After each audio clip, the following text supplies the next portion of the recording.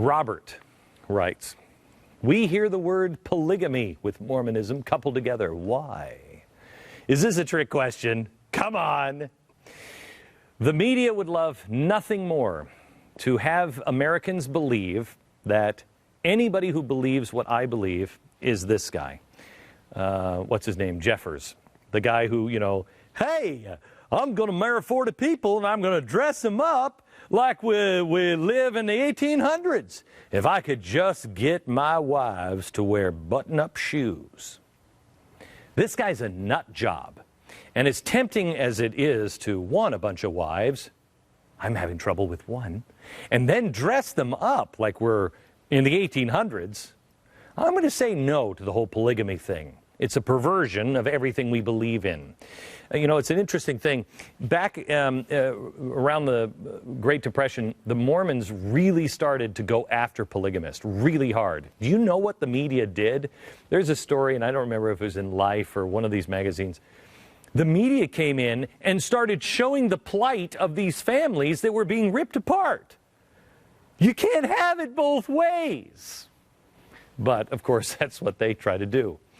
I will tell you, for as hot as polygamy sounds, when I was 8, I really had a thing for Mary from Little House on the Prairie. She was hot.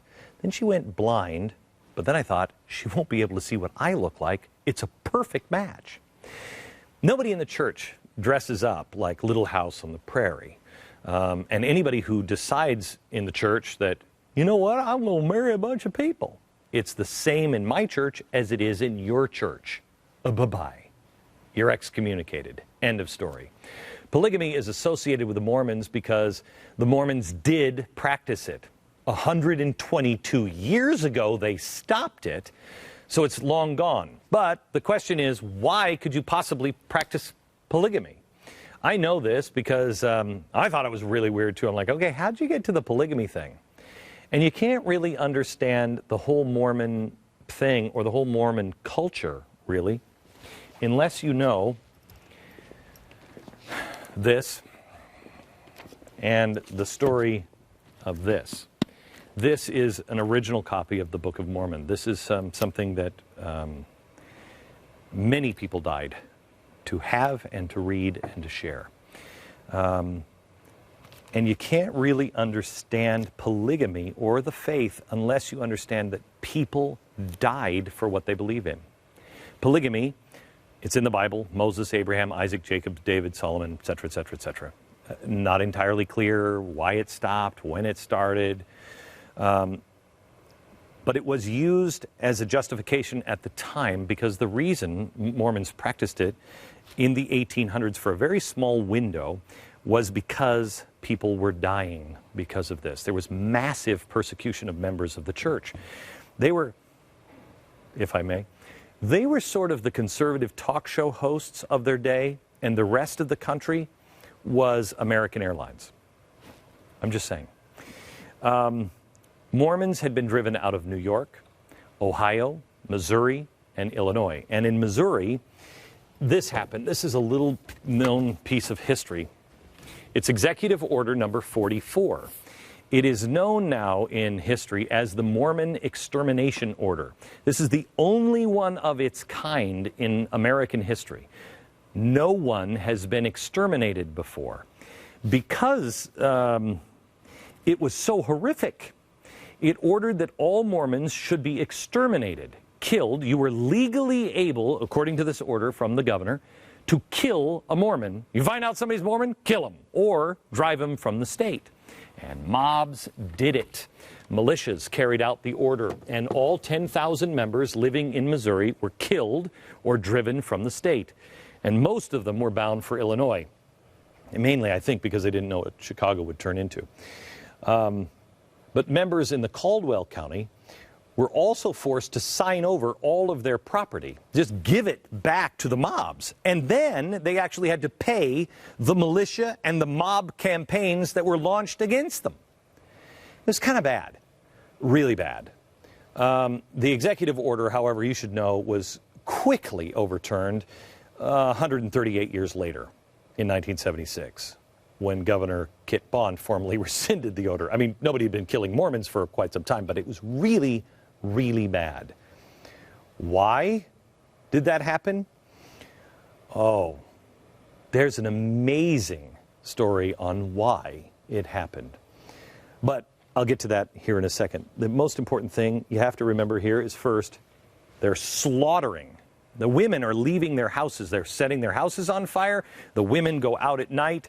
There's the trail of bloody footprints, is what it's called, where people are, they don't have shoes on, and they're out in the middle of the snow, and their feet are bleeding, and their husbands are dead. Husbands are dead. Then they go from Missouri up to Nauvoo, Illinois. The mobs came in, burned down that city as well. Then loaded up their wagons and said, get out. And the people said, you know what we got to do? We got to cross the plains. Really? Most of the men were dead. The families were ripped apart. They didn't have anything. And here's a really great thing. During the Spanish-American War, on their way across the plains, now they're leaving the country. They're not, Utah wasn't the United States of America. It wasn't America. They were leaving the country. And on their way out, Brigham Young says, just found out about the Spanish-American War. Guys, it's our duty. Everybody, head on out. And so the Mormon Brigade starts up, and they start crossing America. And it is the largest, or the longest military march in U.S. history. But nobody ever talks about it. They were being killed. They're leaving the country, and they believe so deeply in this country that they served. So one reason for polygamy was there weren't a lot of dudes left.